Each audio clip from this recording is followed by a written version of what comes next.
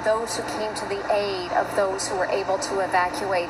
It was truly incredible and really brings you to tears to hear so many of the stories. As we take a look at the site, we can see it under beautiful blue skies today, just so clear, so crisp.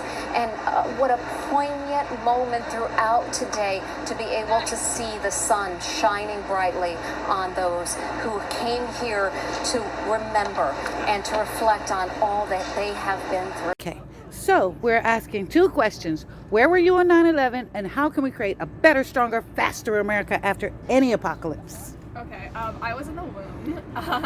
Okay. I was born about like 6 months later. Oh. Yeah.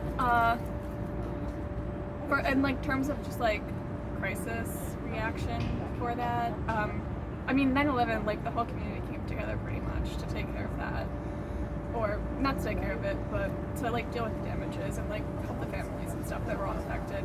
So I feel like we did pretty good the first time around. Yeah. Just like that same crisis management and like community bonding would probably be helpful for future emergencies. Okay.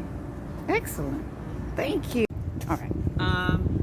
I wasn't born yet during 9/11, but my uncle was in New York at the time, and he remembers being on the street and like all the debris and the people being terrified. So what was the next question? How can we create a better, stronger, faster America after any apocalypse? I feel like the best way to create a stronger America would be to stick together and not divide. Okay. I feel like that's the way to handle anything. And yeah, basically. Yeah. That's it? Yeah, I think that was it. Okay. So when the 9/11 happened, I was back in my country in Colombia, so I didn't really live through it, and I was really small, so I don't remember anything. Then eventually my parents taught me about it, you know. But I feel like when it comes to the security in the airports, they have to be more careful with also Americans coming from different countries now, which is foreign people, because when I come from my country to America, they're really complicated with people that are, they're not from here. And they search you, they search your bags and everything, but I've seen he's from America, and they just let them through easily. And that could be also, something that an American person could also do. You never know. Yes. So I think it should be equal for everybody, but also more secure. Thank you. Thank you very much. Anything from you, sir? No, I totally agree with her, because when I went to Colombia in like 2019 like 5 times, and they just saw my passport like, okay, you're free to go, because I have an American passport. But for someone like her to come to the United States, they're gonna check every single thing, like, oh, you're from Colombia, so let's check literally everything. Let's check your pockets and everything. Do you have any drugs? Do you have? And just because I'm from Colombia, they're really. So pretty much, just treat everybody equally, not because of the color of your skin or where you're from. Okay. So I think that would definitely make things better in America, for sure. Especially what we have been through with everything, like last year, 2020 and stuff. So I think that will make things better. Yeah. Thank you guys You're so very much. welcome. So when the 9/11 happened, I was back in my country in Colombia, so I didn't really live through it, and I was really small, so I don't remember anything. Then eventually my parents taught me about it, you know. But I feel like when it comes to the security in the airports, they have to be more careful with also Americans coming from different countries now, which is foreign people, because when I come from my country to America, they're really complicated with people that are, they're not from here. And they search you, they search your bags and everything, but I've seen he's from America, and they just let them through easily. And that could be also, something that an American person could also do. You never know. Yes. So I think it should be equal for everybody, but also more secure. Thank you. Thank you very much. Anything from you, sir? No, I totally agree with her because when I went to Colombia in like 2019 like 5 times, and they just saw my passport like, okay, you're free to go because I have an American passport.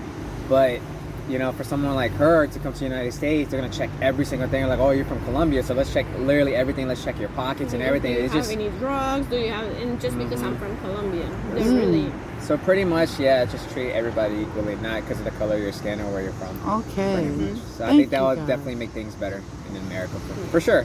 Yeah. Especially what we have been through with everything, like well, last year 2020 and stuff. So I think that will make things better. Yeah. Thank you guys so You're much. very welcome. family and I. So I have a picture as a newborn, right, witness to Twin Towers. And this impacts me a lot because I'm actually a person of brown skin color living in America. I think how we can include this is to recognize that we're all one. And instead of going after Americans all together, we can unite as Americans and go after a bigger, enemy together. Wow. Impressive. For me, I don't have like a specific story myself, but my dad used to work in DC. So on the morning of, he was driving like right past the Pentagon, like an hour before it happened, and he had to like rush back home. Everyone's calling us from home because. Okay. Okay. Are you ready? Yes, ma'am. Okay, on 9/11, I was driving my 2-year-old daughter to a play date to play with her friends that are twins, and I was expecting my second-born child.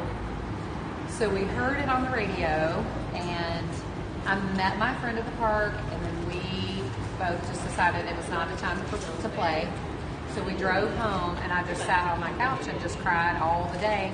And my husband came home from work, and it was a grievous day. Yes. Yeah.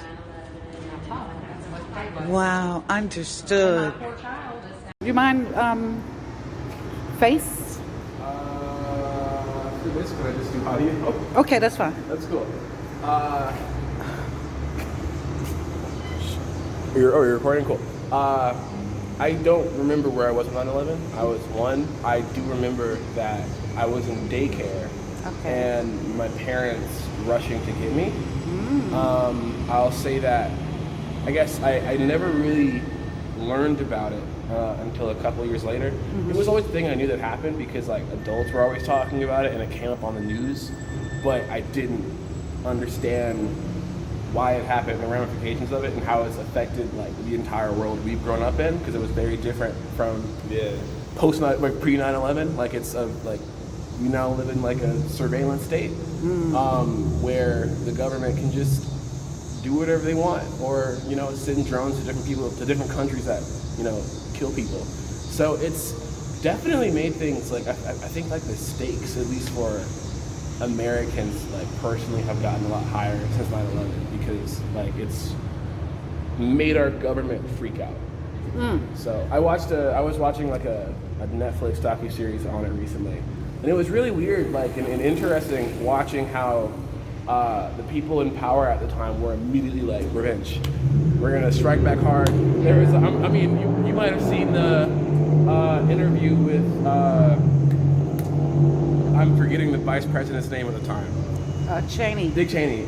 He was on TV and he was talking like he was in a Tom Clancy novel, and he was like, we're gonna have to undertake certain clandestine operations, and we're gonna have to achieve our goal no matter what, and we're gonna be in the muck. We're going to be really going through certain backwater networks to find the people who did this.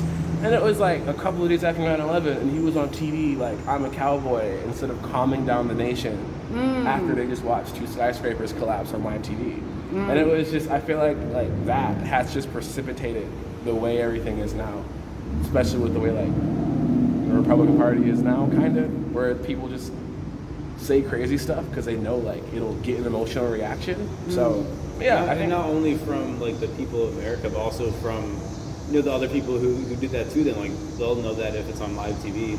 Yeah. So it's just like kind of like makes everyone like more angry and stuff. Not even, I feel like it's not even like a smart thing to do at that point.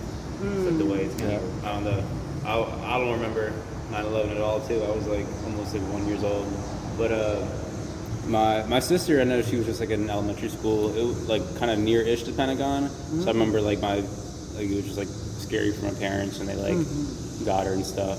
Or maybe they had like a lockdown. I don't know what happened, but yeah, that's all I have to say for that. Wow. Yeah. But the New York Times the morning New York Times had an article on that recently, yesterday, about 2 tragedies of 9/11. You know, like a double tragedy. Because George Bush did have a freedom thing where he could have galvanized us to not be dependent on foreign oil.